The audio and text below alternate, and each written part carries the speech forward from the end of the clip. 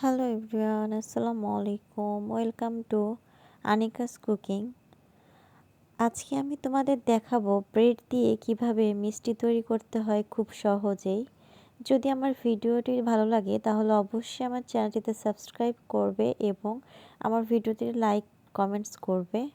তো প্রথমে আমি এক প্যাকেট ব্রেড নিয়েছি। সেই ব্রেডগুলো আমি একটা একটা করে চাকু দিয়ে ধারের যে শক্ত অংশগুলো আছে সেগুলো কেটে দিচ্ছি। এগুলো আমি ফেলে দিব না, এগুলো আমি অন্যভাবে কোনো কাজে ব্যবহার করব, তাই ভালোভাবে এগুলো কেটে নিচ্ছি যেন সাইডের এই শক্ত অংশগুলো নষ্ট না হয়ে যায়।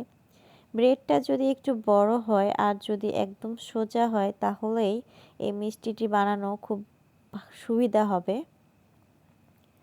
যদি ছোট ব্রেড হয় তাহলে ভালো হবে না, তাই আমি বড় সাইজের ব্রেডটাই নিয়েছি এবং এই ব্রেডটা একটা রুটি বানানো পিঁড়ের উপর রেখে চাকু দিয়ে আস্তে আস্তে করে কেটে নিচ্ছিলাম। পর্যায়ে আমার সবগুলো ব্রেডের সাইডের যে শক্ত অংশটা ছিল সেটা কেটে নেওয়া শেষ হয়ে গেছে। এখন আমি এই ব্রেডটাকে রুটির মতো করে বেলবো। তো তার আগে আমি এই শক্ত অংশগুলো একটা পলিথিনে ভরে রাখছি, পরে আমি এগুলো ব্লেন্ডারে দিয়ে গুঁড়া করে রাখবো। তারপরে আমি বেলানটা নিলাম, বেলানটা নিয়ে ব্রেডগুলো আমি রুটির মতো করে বেলে নিচ্ছি। এটা বেললে চ্যাপ্টা হয়ে যাবে, আর চ্যাপ্টা হলে ভিতরে পুর দিতে সুবিধা হবে। খুব আস্তে আস্তে চ্যাপ্টা করে নিতে হবে, কারণ হার্ডলি করলে হয়তো ব্রেডটা নষ্ট হয়ে যেতে পারে বা ছিঁড়ে যেতে পারে, কারণ ব্রেড অনেক নরম একটা জিনিস। এভাবে আমি সবগুলো ব্রেড একে একে বেলান দিয়ে বেলে নিব রুটির মতো করে। তো আমার সবগুলো ব্রেড একে একে বেলান দিয়ে রুটির মতো করে চ্যাপ্টা করে নেওয়া হয়ে গেছে। এরপরে আমি এই ব্রেডগুলো একটা প্লেটে রেখে দিচ্ছি। দেখেন ব্রেডগুলো কেমন হয়েছে, চ্যাপ্টা হয়েছে কিন্তু ছিঁড়ে যায়নি। তারপরে আমি 1 লিটার দুধ নিয়েছি। 1 লিটার দুধ কড়াইয়ে দিয়ে আমি দুধটাকে জাল করে নিয়েছি।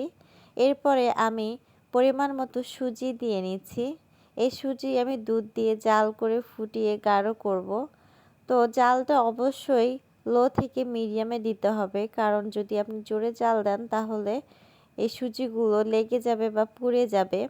এরপরে আমি 2 চামচ কনডেন্স মিল্ক ব্যবহার করলাম। কনডেন্স মিল্কটা এই সুজিটার স্বাদটাকে বাড়িয়ে দিবে। সুজিটা যখন ঘন হয়ে আসবে তখন আমি সুজিটা ঠান্ডা করতে দিয়েছি এবং 1.5 লিটার দুধ দিয়ে সেখানে আমি 2 কাপ পরিমাণের মতো চিনি দিয়ে দিলাম। আপনারা যে যতটুকু চিনি খাবেন সে ততটুকু চিনি ব্যবহার করবেন। আমরা মিষ্টি বেশি খাই, এই জন্য চিনির পরিমাণটা বেশি ছিল। এরপর আমি আবার 2 চামচ কনডেন্স মিল্ক ব্যবহার করে নিচ্ছি। কনডেন্স মিল্ক এই দুধটার স্বাদটা বাড়িয়ে তুলবে। আস্তে আস্তে দুধটা যখন ঘন হয়ে আসবে তখন আমি জালটা অফ করে দিব। দেখেন এই দুধটা কতটা ঘন হয়ে এসেছে। এরপরে আমি যে পুরটা বানিয়ে রেখেছিলাম সুজি দিয়ে, ওটা ঠান্ডা হয়েছে, ওটা আমি চামচে করে এই ব্রেডগুলোর ভিতরে দিয়ে দিচ্ছি এবং এইভাবে ঘুরিয়ে ঘুরিয়ে ব্রেডগুলো সুন্দর করে মুড়িয়ে রাখবো যেন খুলে না যায়।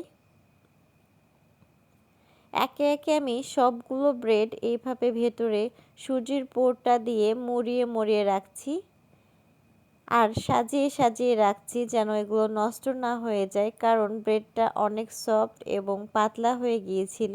ব্রেডগুলো আমার একে একে মুড়িয়ে নেওয়া শেষ। এবার আমি যে দুধটা জাল করে রেখেছিলাম মালাই তৈরি করে, সেই মালাইগুলো আমি ব্রেডের উপর দিয়ে দিব এবং ফ্রিজে নর্মাল আঁচে রেখে দিব। এরপরে আমরা সবাই ঠান্ডা করে মিষ্টিটি খাবো। তো আমার ভিডিওটি কেমন লেগেছে অবশ্যই কমেন্টস করে জানাবেন এবং আমার চ্যানেলটিতে সাবস্ক্রাইব করবেন।